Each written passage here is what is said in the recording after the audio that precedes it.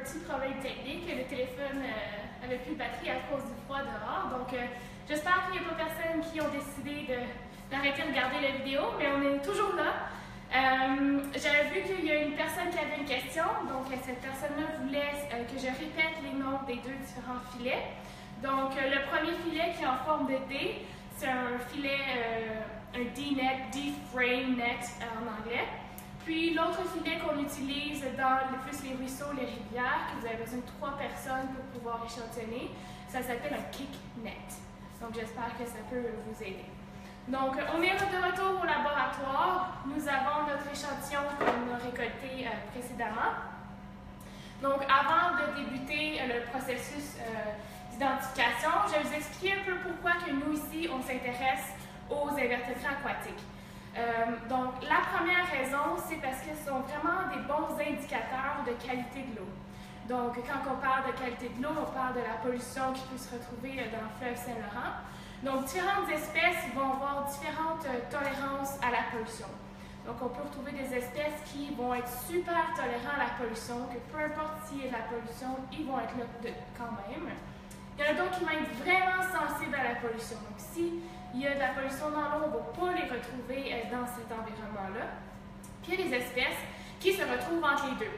Donc, qui tolèrent la pollution, mais ne sont pas trop sensibles à la pollution. Donc, ils sont comme au milieu de tout ça. Donc, juste en allant échantillonner comme qu'on a fait il y a quelques minutes à l'extérieur, au fleuve Saint-Laurent, on peut déterminer à cet endroit-là si la qualité de l'eau est bonne, très bonne, mauvaise, plus ou moins bonne, etc. Donc, pour ce faire, nous devons échantillonner, puis il faut au moins compter 100 individus. Donc, 100 individus, ça peut être la même espèce, de différentes espèces, c'est juste 100 individus, 100 invertébrés. Donc, c'est une raison pourquoi on étudie les invertébrés pour déterminer la qualité de l'eau. Par la suite, une autre raison, je ne sais pas si vous connaissez la chaîne alimentaire du fleuve Saint-Laurent. Je vais vous donner un petit exemple au cas où vous ne connaissez pas la chaîne alimentaire. Donc, ici, dans le fleuve Saint-Laurent, on va retrouver les invertébrés plus ou moins à la base de la chaîne alimentaire. Donc, les invertébrés vont se nourrir de plancton, de d'autres invertébrés plus petits, de matière organique.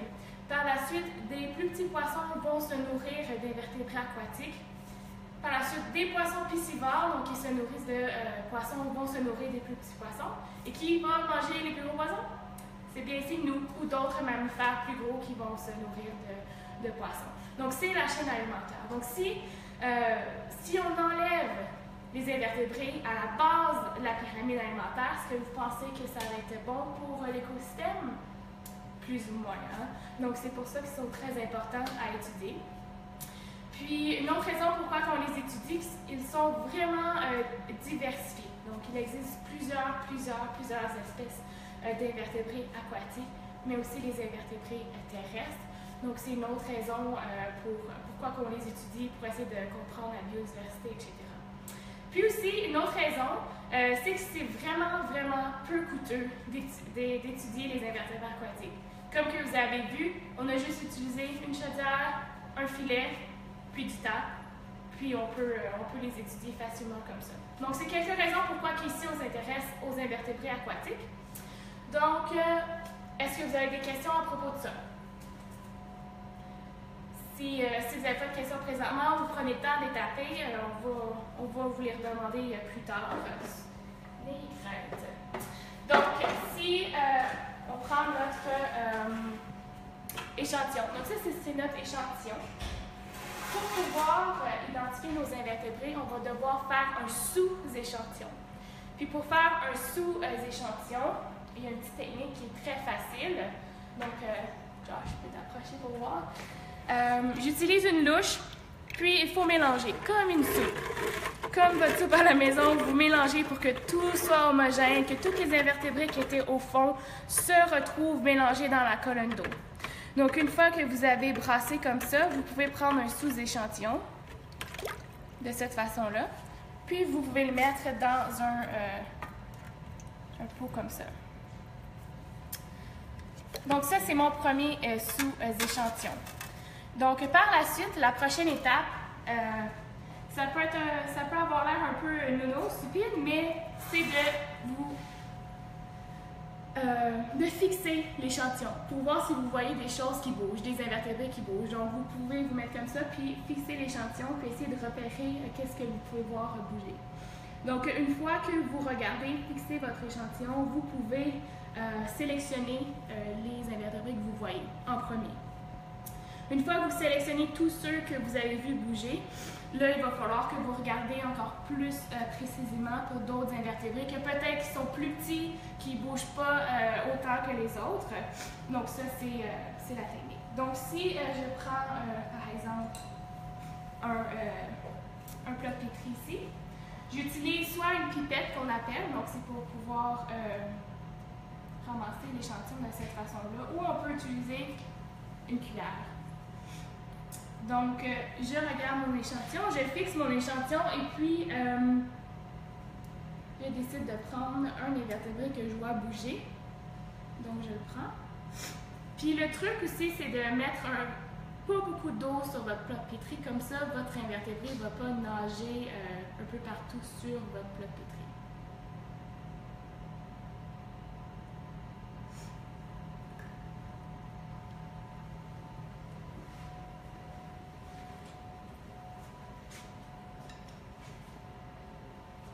Donc, une fois que vous l'avez repéré, je ne sais pas, tu peux rapprocher un petit peu plus pour qu'il voit.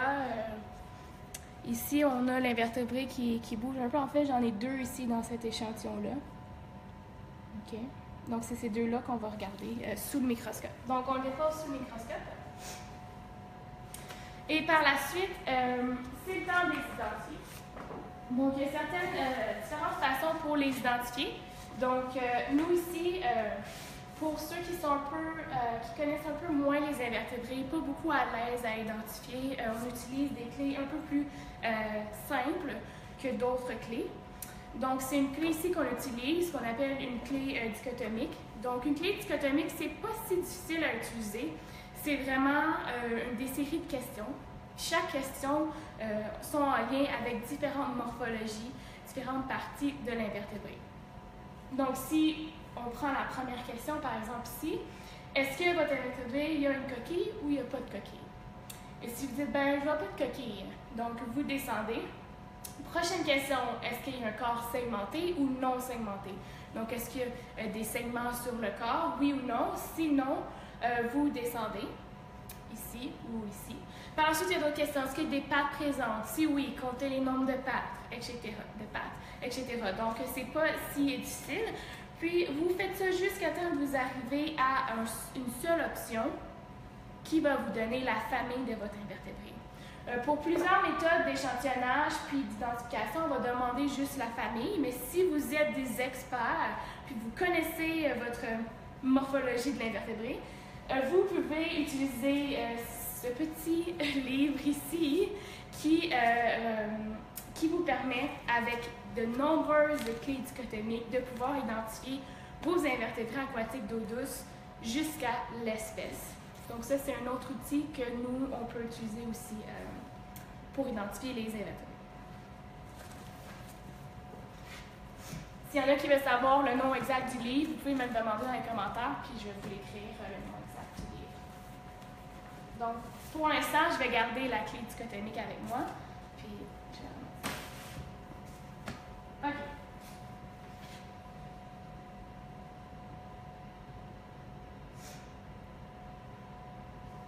Donc, je ne sais pas si vous pouvez voir bien sur l'écran. Donc, ici, on a deux invertébrés aquatiques différents. Donc, vous pouvez noter des différences au niveau du nombre de pattes, au niveau qu'il y en a un qui est plus latéral, l'autre est plus sur le côté. Donc, vu que celui-là est resté dans le champ de vision, on va regarder celui-ci. Donc, si vous voyez bien, si on essaie de répondre à la première question sur notre clé dichotomique, la première question, c'est est-ce qu'il y a une coquille? Donc, une coquille, ça réfère à comme une moule ou un escargot. Est-ce que vous voyez ça? Pas vraiment, on ne voit pas vraiment de coquille. Donc, c'est un invertébré sans coquille. Si on descend par la suite à notre deuxième question, Est-ce qu'il y a un corps segmenté? Donc ici, ça réfère à des segments, oui, mais aussi à est-ce qu'on voit une tête, est-ce qu'on voit un abdomen, est-ce qu'on voit un thorax? Donc on voit tout ça, donc on peut dire que cet invertébré-là est segmenté. Donc ça passe à notre prochaine question. Est-ce que vous voyez des pattes? Donc on voit bien des pattes ici, hein? Donc ça fait partie des pattes, etc. Donc oui, il y a des pattes présentes. Prochaine question, il faut compter le nombre de pattes. Donc, est-ce qu'il y a 3 paires de pattes, 4 paires de pattes ou plus que 4 paires de pattes? Donc, si on compte ici, on a 1, 2, 3. Si j'essaie peut-être de déplacer. Donc, 1, 2, 3, 4, 5, 6. 6 pattes, 3 paires de pattes. La prochaine question, c'est est-ce qu'on voit des ailes? Des ailes qu'on pourrait voir sur, par exemple, des insectes qui volent, des insectes terrestres. Est-ce que vous pouvez voir des ailes sur le corps? Est-ce que vous voyez des ailes? Pas vraiment. Donc, il n'y a pas d'ailes présentes. Donc, c'est un insecte immature. Donc, c'est la phase, comme que je vais parler, de la larve, donc la nymphe. Donc, c'est un insecte immature. Par la suite, la dernière question, c'est est-ce que vous voyez des appendices au bout de l'abdomen? Donc, des appendices que vous pouvez référer aussi comme à des queues. Hein? Donc, ici, on en voit 1, 2 et 3. Donc, on en voit 3. Donc, si on retourne à notre clé, je ne sais pas si tu peux peut-être prendre ici, on retrouve ici 3 appendices. Donc, on a 3 choix ici. C'est soit une nymphe d'éphémère, une nymphe de demoiselle ou une nymphe de libellule. Donc, il existe des différences entre ces 3-là et ça se retrouve au niveau des appendices, donc au niveau des queues. Donc, si on prend celui-ci ici, la queue est vraiment beaucoup plus petite, puis même qu'on la voit presque pas. Est-ce que vous pensez que c'est cette option-là? Eh bien non, hein? Comme on a vu que les appendices étaient vraiment longues, bien présentes, on peut bien les voir, donc c'est pas cette option-là. Donc on arrive à ces 2 autres options ici, donc une nymphe d'éphémère ou une nymphe de demoiselle. La meilleure façon de pouvoir les distinguer, c'est de regarder les appendices, puis vous allez pouvoir voir, peut-être pas ici à l'écran, mais sous le microscope, vous allez pouvoir voir des lignes sur les appendices. C'est comme ça serait strié. Okay? Donc, si c'est strié, vous voyez des lignes, c'est une nymphe d'éphémère. Puis si c'est plus comme une genre de feuille, une genre une genre de feuille, c'est une nymphe de demoiselle. Donc, ici, qu'est-ce qu'on peut voir? Ben, moi, je dirais que c'est une nymphe d'éphémère avec ça ici. Donc, on a identifié notre premier invertébré. Donc, bravo. J'espère que vous avez bien compris.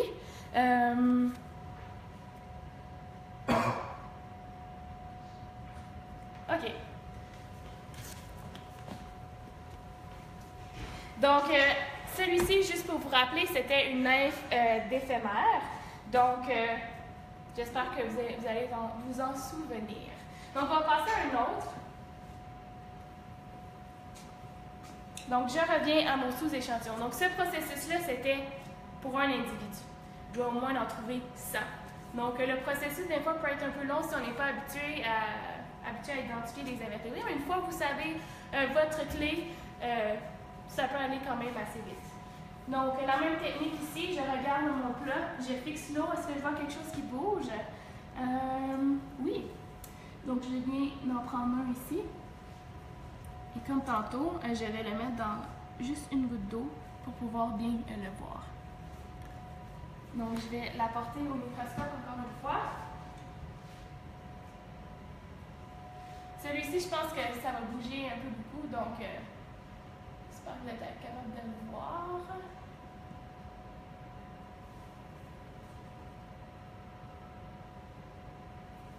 À quoi ça a l'air à première vue? Qu'est-ce que vous pensez? On dirait un petit verre, hein? Un petit verre de terre.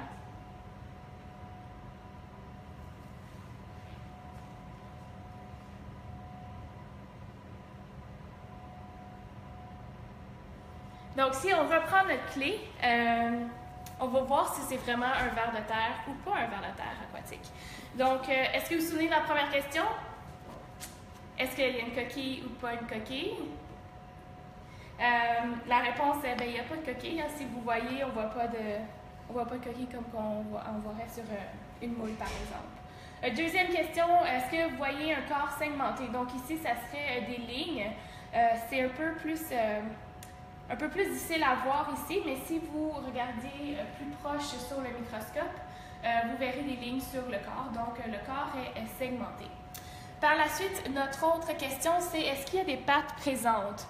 Donc, c'est un peu difficile à voir pour vous, mais si on le compare à notre nymphe d'éphémère qu'on avait plus tôt, est-ce que vous croyez qu'il y a des pattes? Non, hein, il n'y a pas vraiment de pattes ici. Donc, aucune patte. Par la suite, c'est est-ce qu'il y a un appendice comme une genre de queue au bout de l'abdomen? Si oui, est-ce que vous voyez des yeux? Donc, les yeux, on pourrait les voir comme des petits points noirs sur l'invertébré. Encore une fois, celui-ci est plein de vie. Donc, c'est peut-être un peu plus difficile à voir, mais on voit qu'il y a comme un peu des points noirs ici.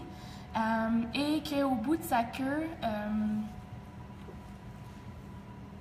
je ne sais pas si c'est capable de voir, mais il y a comme une genre d'inventaire de petits poils au bout de sa queue. Donc, celui-ci aurait un appendice au bout de sa queue. Par la suite, la prochaine question, c'est est-ce que vous voyez des yeux? Oh, ici, on peut bien les voir. Est-ce que vous voyez des yeux visibles, presque à l'œil nu? Bien, en regardant un peu au microscope, on peut voir, oui, on voit des yeux, on voit deux points noirs. Donc, effectivement, il y a des yeux. Donc, si tu veux juste revenir à la clé ici, on est rendu ici une tête avec des yeux visibles. Donc, on a le choix entre ces quatre-là ici. Donc, ces quatre-là ont certaines différences. Je vais m'attarder entre ces deux-là ici parce que c'est eux qui se ressemblent le plus. Vous voyez, on voit les petits filaments à la fin de l'abdomen. Puis ici, on voit quelque chose ici à la fin de l'abdomen. La plus grande différence entre ces deux-ci, c'est que la larve de Chironome va avoir des petites fausses pattes proches de la tête et la larve de Carobor ne va pas en avoir du tout. Donc, si on regarde notre invertébré ici, si je suis capable de le retrouver, vous voyez, ça ici, c'est ces petites fausses pattes. Oh, bien évidemment, s'il commence à bouger une fois que je pointe, oh, on les voit ici. Donc, je peux vous affirmer, oh, on les voit ici. Donc, c'est comme des petites fausses pattes qui approchent de la tête. Donc, c'est une larve de Chironome. Puis, un fait intéressant à propos de ces larves-là, c'est qu'eux ont des pigments au sein de eux qui peuvent attraper l'oxygène. Donc, vraiment retenir l'oxygène facilement. C'est pour ça qu'on va les retrouver dans des milieux qui n'ont pas beaucoup d'oxygène, etc. Donc, c'est comme une adaptation qu'ils ont pour pouvoir survivre dans leur milieu. Parfait. Donc, on peut peut-être... J'avais des questions ici. Avant de poursuivre, je peux peut-être les répondre. Est-ce qu'il y a d'autres questions qui se sont... Non? Donc, j'ai une question ici de Mélanie Gauthier qui dit « Est-ce qu'il existe des espèces d'invertébrés qui sont envahissantes? » Eh bien, la réponse, malheureusement, est oui. Donc, un exemple, il y en a diverses espèces, mais je peux vous donner un exemple, qui est une espèce d'écrevisse. Donc, l'écrevisse qui ressemble un peu à un homard, mais d'eau douce. Je peux même vous le montrer ici. Donc, ça, c'est un écrevisse. Donc, il y a des espèces d'écrevisses qui sont natives d'ici, donc qui viennent d'ici. Mais il y en a d'autres qui sont envahissantes, donc qui ne proviennent pas de notre milieu ici. Et dans le fleuve Saint-Laurent, on peut en trouver une espèce envahissante. Malheureusement, je me souviens juste du nom en anglais, Rusty Crayfish. Donc, si vous voulez savoir le nom en français, vous pouvez regarder ça sur Internet. Donc, c'est une espèce d'envahissante d'écrevisses qu'on peut retrouver dans le fleuve Saint-Laurent. Et ils peuvent devenir vraiment grosses comparées aux écrevisses qui viennent d'ici. Par la suite, Gabrielle Lepage, pouvez-vous répéter les noms des différents types de filets? Ça, je pense que je l'avais répété tantôt, mais je peux le répéter encore une fois. Le premier filet que je vous ai montré avec la forme de D que Lacey a utilisé, ça s'appelle un D-net, D-frame net. Donc, encore une fois, vous pouvez regarder pour le nom spécifique en français. Puis l'autre filet que j'ai pris, puis vous avez besoin de 3 personnes pour utiliser, souvent dans les ruisseaux et les rivières, ça s'appelle un kick net. Donc, c'est les deux types de filets qu'on peut utiliser aussi pour échantillonner. On va en regarder peut-être un autre, il nous reste environ quelques minutes. Donc, on va en regarder un autre. Donc, je vais revenir à mon sous-échantillon et faire le même principe de regarder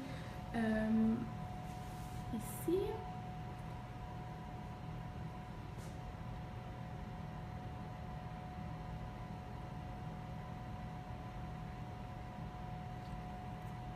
Ok, j'en ai spoté un.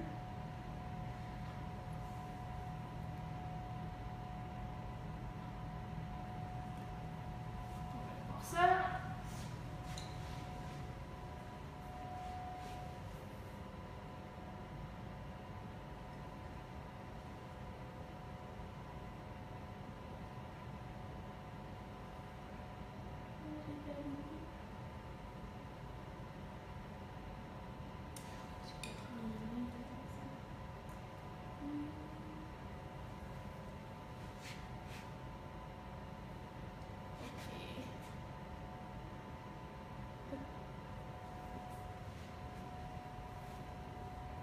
Donc, j'espère que vous êtes bien capable de voir.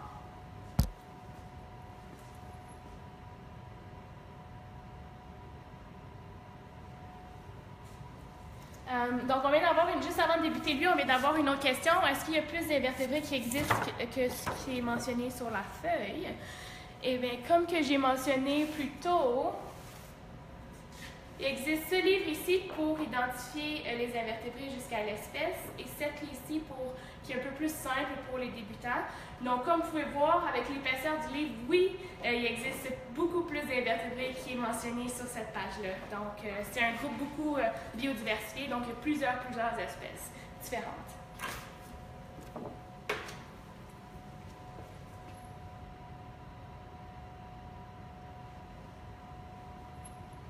Donc, j'ai une autre question encore, comment qu'on peut différencier des vraies pattes des fausses pattes?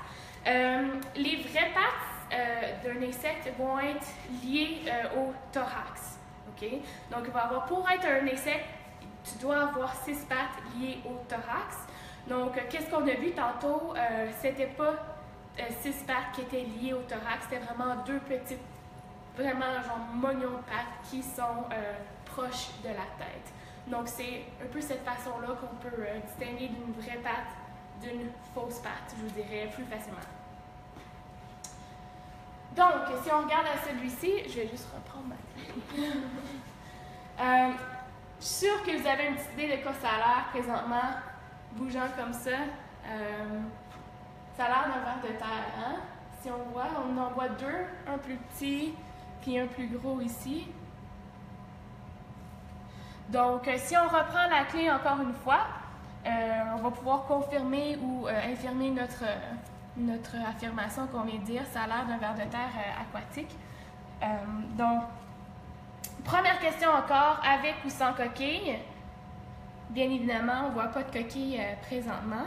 Donc, sans coquille. Et par la suite, corps segmenté. Donc, si on regarde ici, c'est un peu plus difficile à voir, mais vous devrez voir des petits segments sur le côté du corps. Ici.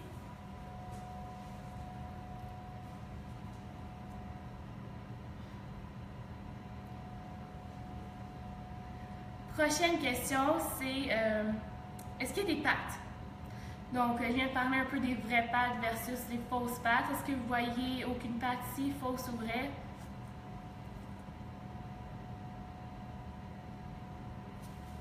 Ça serait non, il n'y a aucune patte. Donc, par la suite, est-ce que vous voyez un appendice au bout de l'abdomen? Donc, la même chose, vous verriez un petit peu une genre de queue au bout de l'abdomen. Est-ce que vous voyez quelque chose en particulier? Si on le bouge, on va voir à l'autre extrémité. C'est peut-être un peu difficile à dire, mais on ne voit pas vraiment.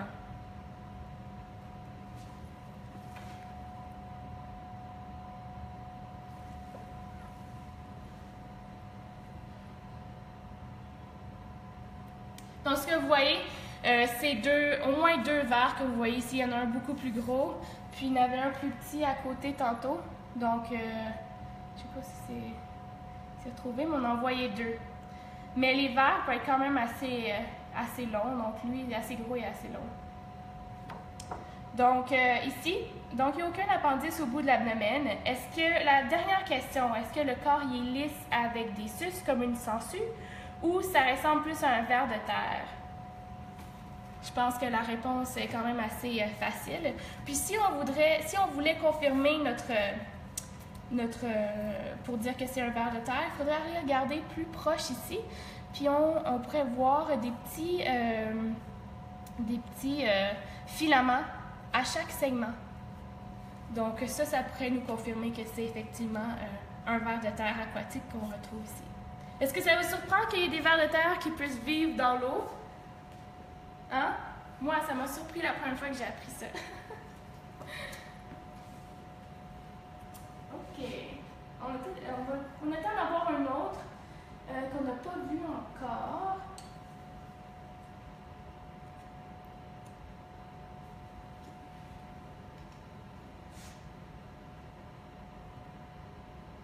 Celui-ci. Je vais vous laisser le regarder un peu pour que vous pensiez à si vous avez des hypothèses, si vous avez déjà vu ça avant dans l'eau ou non.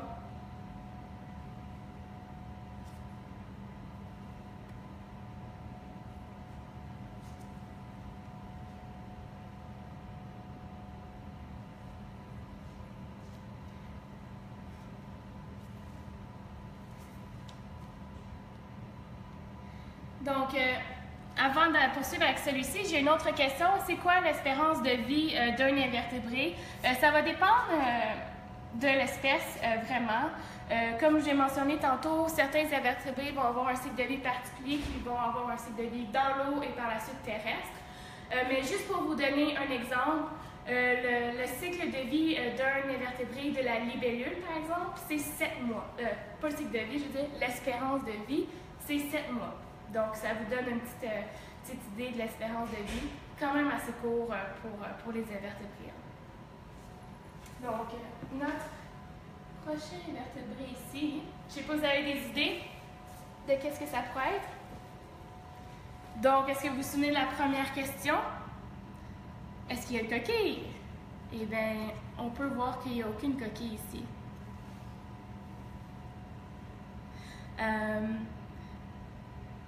Donc, il n'y a aucune coquille. Par la suite, est-ce qu'il y a un corps segmenté ou pas? Donc, si vous voyez ici, vous pouvez voir qu'il y a des segments. On peut voir ici la tête, puis on voit les pattes.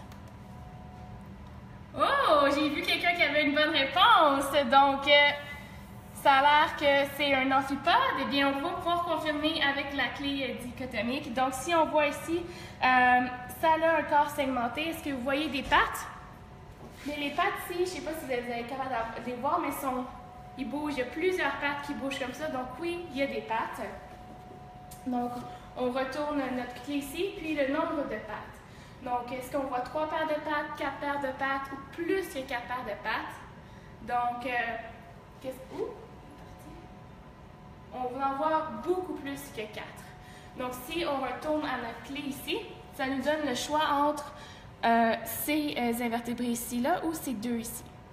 Donc, plus que 4 paires de pattes, est-ce que ça a un corps aplati ou un corps cylindrique?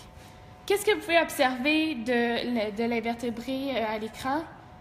Il est comme un peu sur son côté. Hein? Donc, il y a un corps plutôt aplati comparé à, par exemple, un écrevisse.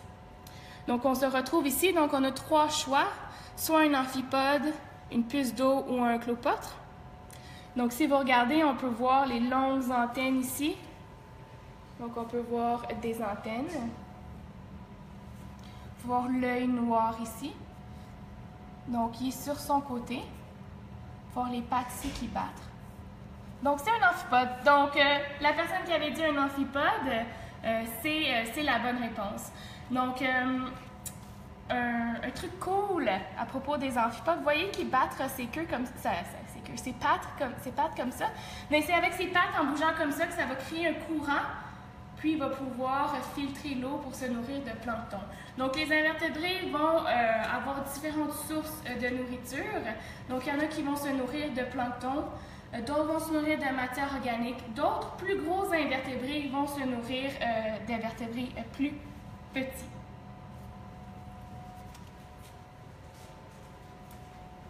Donc, comme j'ai mentionné, une raison pourquoi on utilise les invertébrés aquatiques, c'est pour déterminer la qualité de l'eau, par exemple du fleuve Saint-Laurent.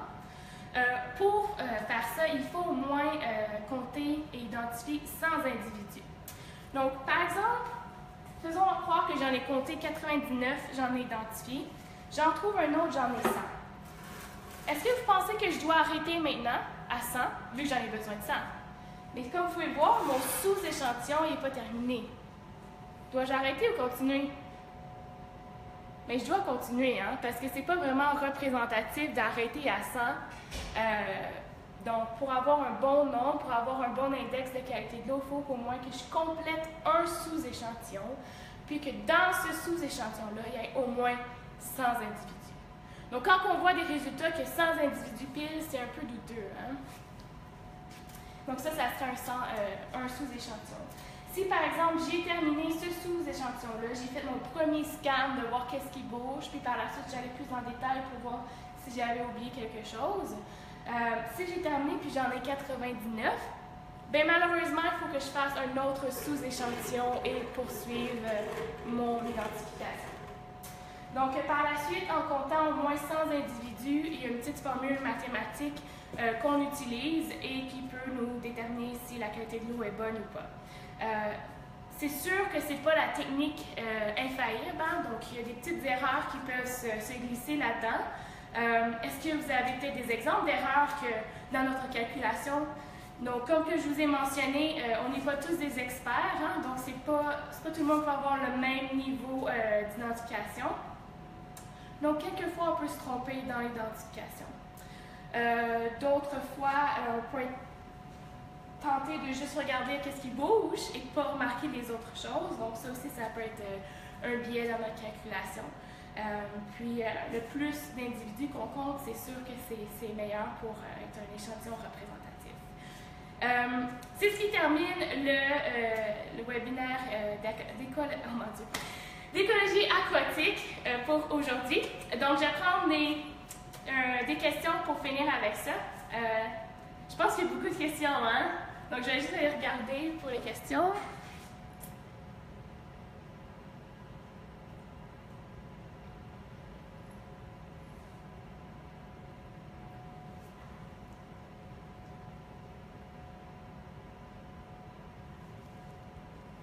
Donc, j'ai une question qui nous dit, est-ce que certains invertébrés contiennent des contaminants, par exemple?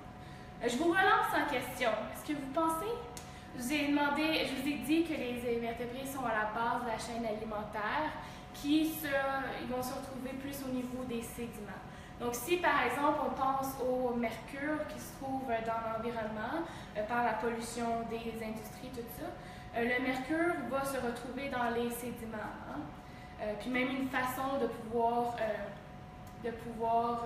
pas propager la contamination, c'est de rester le mercure dans les sédiments. Donc, si le mercure est dans les sédiments, les invertébrés sont à proximité des sédiments, ils vont se nourrir de matière organique, plancton, etc. Donc, il y a des bonnes chances que oui, ils vont accumuler des contaminants. Une autre chose qui arrive, c'est une fois que les invertébrés ont accumulé certains contaminants, bien, plus on monte dans la chaîne alimentaire, plus la concentration de contaminants va se doubler, hein? Parce que, par exemple, un poisson va manger beaucoup d'invertébrés. Par la suite, ça va s'accumuler. Par la suite, qui mange le poisson, d'autres plus gros poissons, etc. Donc, ça part d'une concentration faible en contaminants, et plus on monte dans la chaîne alimentaire, plus la concentration va être élevée. Est-ce qu'il y a d'autres questions?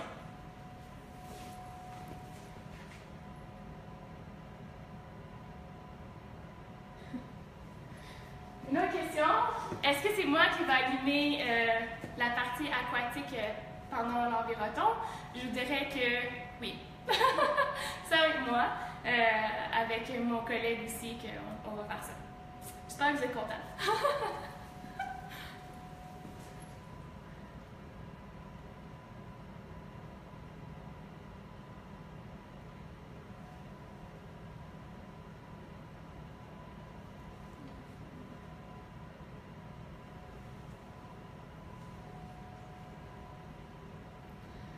Alors, d'autres questions? C'est le temps. Sinon, qu'est-ce que vous pouvez faire, c'est me laisser les questions dans les commentaires du vidéo. Donc, la vidéo va se retrouver sur la page du groupe de l'Environnement franco-ontarien. Donc, vous allez pouvoir regarder encore une fois la vidéo si vous avez manqué des informations. Donc, à cause de notre problème technique, il va y avoir deux différentes vidéos. Donc, vous pouvez regarder la première partie et la deuxième partie, partie à l'extérieur, partie à l'intérieur. Donc, ça a marché quand même bien pour ça. Donc, je vous remercie d'avoir participé quand même en grand nombre. Quand même, on a eu un bon visionnement. Donc, j'espère que vous avez apprécié. J'espère que vous avez appris au moins quelques informations. Gênez-vous pas, vous pouvez me contacter si vous avez d'autres questions. Puis, on se voit à l'Environnement franco-ontarien dans quelques semaines. Bye tout le monde!